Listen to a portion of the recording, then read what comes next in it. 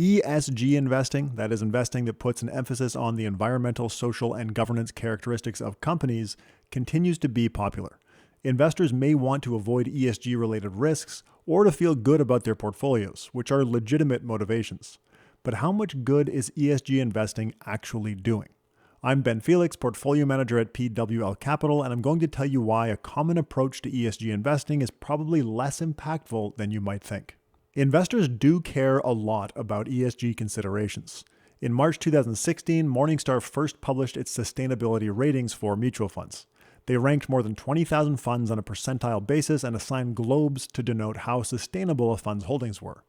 The worst 10% of funds got a 1 globe rating, while the best 10% got 5 globes.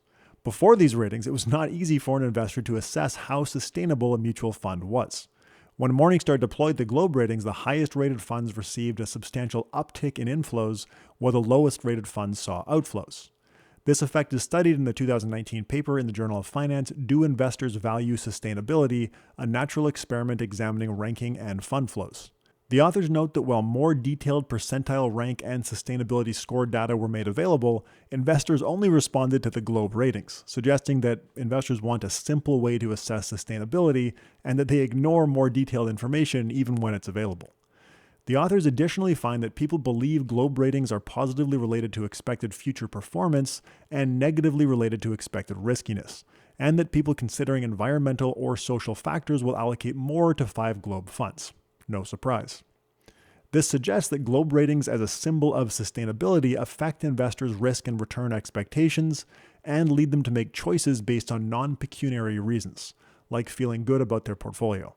The same study finds that in their sample, there is no evidence of higher returns for sustainability funds.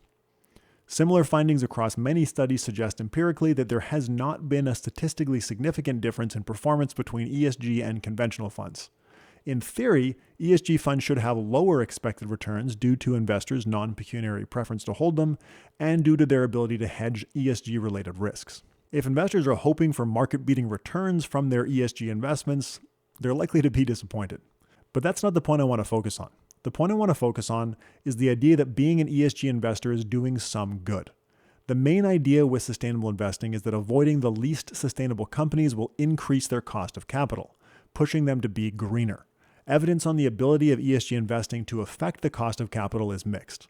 The 2022 paper, The Impact of Impact Investing, demonstrates that the impact from divestiture on firms' cost of capital is too small to impact corporate investment decisions.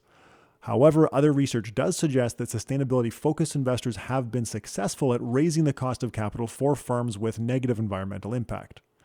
To the extent that this is true, the result may be counterintuitively counterproductive. The 2023 paper, Counterproductive Sustainable Investing, The Impact Elasticity of Brown and Green Firms, shows empirically that reducing the cost of capital for firms that are already green, meaning firms with positive environmental impact, leads to, at best, small improvements in their environmental impact. On the other hand, increasing the cost of capital for brown firms, firms with negative environmental impact, leads to large negative changes in impact.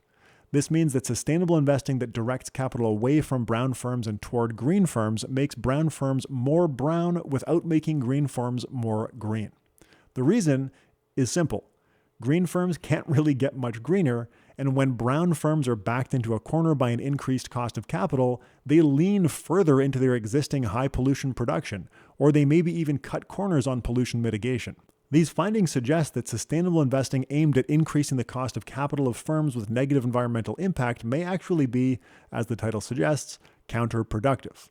One argument in favor of ESG investing, separate from its ability to make the world a better place, is that owning green assets acts as a hedge against adverse news about the climate and increasing environmental concerns. As documented in the 2022 paper, Dissecting Green Returns, this explains the outperformance of green stocks from November 2012 through December 2020. The implication is that the historical performance of green stocks are largely supported by an unanticipated increase in environmental concerns over that period. On expectation going forward, barring another unexpected increase in climate concerns, green stocks are expected to underperform brown stocks. This is what you would expect from any hedge asset. The other reason that investors may want an ESG focus is that, as described in the 2020 paper, ESG as waving banners and as pulling plows, they want to wave a banner. They want the expressive and emotional benefits of staying true to their values, but they don't want to sacrifice investment returns. The author argues that ESG investors who do no more than, for example, exclude stocks of fossil fuel producers from their portfolios are banner-minded ESG investors who do no actual good for others. Plow-minded ESG investors are willing to make investments expected to earn below market returns in order to do good. For example, investing in community bonds with below market expected returns and therefore a greater social impact is what the author would call plow-minded investing. The author argues that the ESG movement has lost its way, with investors being less focused on using their capital to do good and more focused on looking and feeling like they're doing good. None of this means that thinking about ESG more generally is a bad idea, but as explained in the 2022 paper, The End of ESG, ESG is both extremely important and it's nothing special. It's extremely important in the sense that it affects a company's long-term shareholder value and its impact on society, but it's nothing special in the sense that it's only one of many intangible assets that affect financial and social value. ESG investing seems like a good idea, but its usefulness depends on your objectives. The ability of ESG investing to have real impact on how companies behave through the cost of capital channel is somewhere between limited and counterproductive. Owning greener assets might provide a hedge against increasing climate concerns, but this does come at the cost of lower expected returns, at least in theory. Many ESG-minded investors want to feel good and carry the ESG banner, which is fine, but as BlackRock's former CIO of sustainable investing has explained, this could be like selling wheatgrass to a cancer patient. There is limited evidence to support its efficacy, and it might detract attention and capital from more effective activities. This doesn't mean that nobody should be an ESG investor. Hedging ESG risks and feeling good about your portfolio are valid reasons to consider the ESG characteristics of the companies that you own.